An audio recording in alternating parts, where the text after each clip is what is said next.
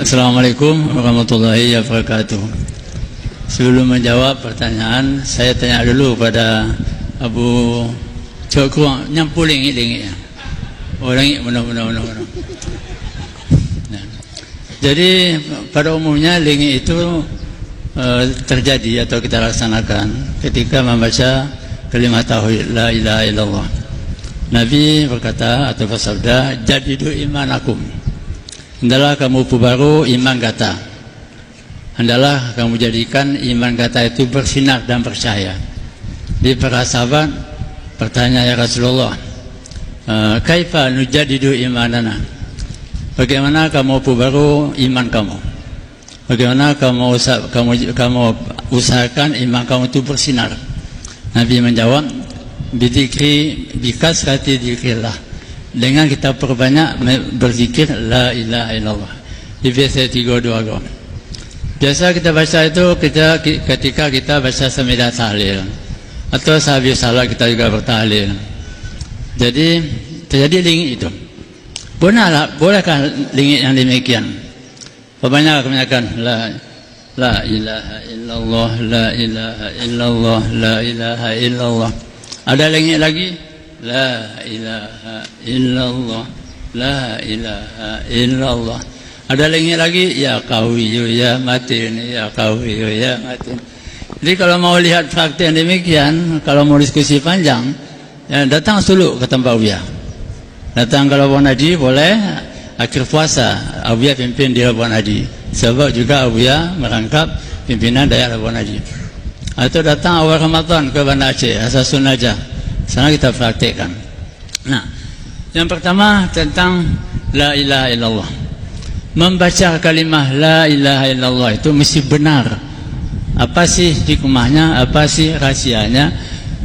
Apa sih logikanya bahwa zikir itu sunat berjamaah dengan suara jihar? Kalau sendirian nggak apa-apa la ilaha illallah. Tapi kalau sudah jihar, ada mengandung unsur ta'lim.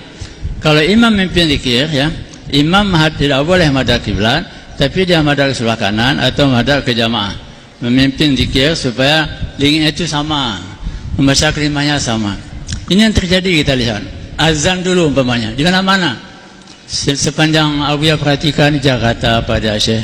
Contohnya asyhadu an la ilaha illallah 2 kali hanya, ada 3 kali asyhadu an la ilaha illallah. Coba perhatikan apa mesti di sini ya, pagi ataupun mesti mana itu salah dipanjangkan ha itu la ilaha illallah, asyhadu la ilaha illallah, ini enggak ha illallah, salah. Yang kedua terlampau cepat, la ilaha illallah, la ilaha illallah, la ilaha illallah, la ilaha illallah, gagal dosa ya. Dan yang ketiga ialah yaitu dia wukuf di tengah-tengah, itu bisa mati kafir dia. La ilaha illallah, la ilaha illallah, mesti satu nafas dibaca. Itu mursyid Al-Kansabandia ataupun wakil mursyid mentalkinkan membaca kalimat la ilaha illallah 3 kali dalam satu nafas. 3 kali dalam satu nafas dengan dipahami maknanya, tidak Tuhan disembah melainkan Allah, sebagaimana mencontoh Nabi Muhammad mentalkinkan kalimah la ilaha illallah dibaca 3 kali dalam satu nafas dengan dipahami maknanya, tidak Tuhan disembah melainkan Allah Ta'ala. Jadi kita sambil lidah membaca, kemudian juga dipahami maknanya. Jadi kalau tidak terpahami maknanya, nada bekasnya iman kita itu beriman. Itu yang penting diperhatikan kan. Kemudian lingit yang biasa kita baca waktu sama dia tahlil. Tahlil itu artinya menyebut la ilaha illallah bersuara, la ilaha illallah, la ilaha illallah, itu tahlil. Tapi kalau di hati itu bukan tahlil yang mana? Itu kalau dalam tarikan Syabadiyah namanya zikir nafi isbat. Nafi isbat ya. Nah, jadi kalau mau tahu ini buku biarnya ada saya bawa. Silakan tanya ya sama supir biar ada itu buku zikir. Ya, ini lingitnya. Tahan nafas, ditahan dulu di bawah pusat, bukan mulut ya. Ini hanya sebagai gambaran saja. La ilaha illallah. La ilaha illallah. La di pusat, ilaha ke kepala upun-upun, illa di bahu, illallah. La ilaha illallah kati. Nada suara. Coba latihan 3 kali, bisa. Tingkatkan lagi 5 kali, bisa. 7 kali, 9 kali, 11 kali, 13 kali, 15 kali, 17 kali, 19 go, 20 sago paling banyak. Kalau yang muda-muda kayak Abu Syatwan ini bisa cukup 20 sago. Biar dulu waktu usia 18 tahun sampai usia 50 tahun bisa 21 kali. Tapi jangan dipaksa. Kalau mampu hanya 5 kali, jangan dipaksa 7 kali. Kalau mampu 3 kali, jangan dipaksa sampai lebih. Dan sekaligus itu akan menyehatkan jantung kita. Dan menyehatkan jantung kita dengan tahan nafas. Sebagai contoh, itu ada semacam olahraga. Olahraga tahan nafas ala Jepang yang campur agak minum pakai olahraga. Aku tahu gede balapangan. Tarik nafas. Alipu ringan tu, boleh cewek je. Ada ditinggal 2 minit. Kemudian kembali nafas. Nah, itu sebagai contoh dari segi kesehatan. Itu Jepang berpendapat sangat-sangat menyehatkan jantung kita. Nah, maka ingat kepada zikir kita, zikirlah nafi isbat tadi. Ya nafi isbat, la ilaha nafi isbat illallah. Jadi sekaligus mengandung nilai ibadah. Kalau ala Jepang itu tidak ada nilai ibadahnya, itu hanya nilai kesehatan yang dunia sifatnya. Nah, itu namanya zikir nafi isbat. Nah, satu. Yang kedua, zikir la ilaha illallah. La di kalbun, ilaha di ruhun, illallah ke kalbun lagi. Maka kita serentak la ilaha illallah, la ilaha illallah, la ilaha illallah. Ini lagi boleh sih. Kan ini boleh kan? Itu bahasa serentak. Be tu la ilaha tu 2 belah unan boleh je 2 belah iman tu undi. Ada mesti sama la ilaha illallah. La boleh cepat. Boleh cepat, jangan menghilangkan huruf, jangan sampai mengganggu khusyuk. La ilaha illallah, la ilaha illallah, la ilaha illallah. Yang ketiga, zikir tahlil. Dalam ilmu suluk itu namanya ada 7 khatam. Kalau dia tamat di Sumuza, tamat latai 9, tamat latai 11, tamat nafi isbat, tamat dia di ruku, tamat dia mukabah pertama, 2, 3, terakhir kelas tinggi namanya, itu tinggal profesor. Kalau katakanlah demikian, itu makan tikan tahlil. Tahlil 7 khatam. 1 khatam 70.000 ego. 7 khatam sama dengan 490.000 kali. Nah, hanya mulai. Boleh cepat tapi jangan sampai merusak huruf. Jadi 1 khatam la ilaha illallah, la ilaha illallah, la ilaha illallah. Itu dihitung. Jangan salah hitung. Dia kalau 10 kali batu kecil, 100 kali batu besar, 100.000 kali besar lagi, buktinya jangan sampai hilang. Pahalanya 7 khatam itu ialah untuk Nabi Muhammad kita hadiahkan, untuk diri kita, membebaskan diri kita pada api neraka jahanam.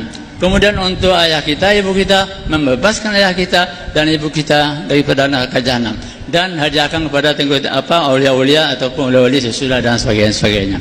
Nah, itu kalau lingit ya, kalau itu arti lingit dalam zikir tarikat Naqsyabandiyah ya.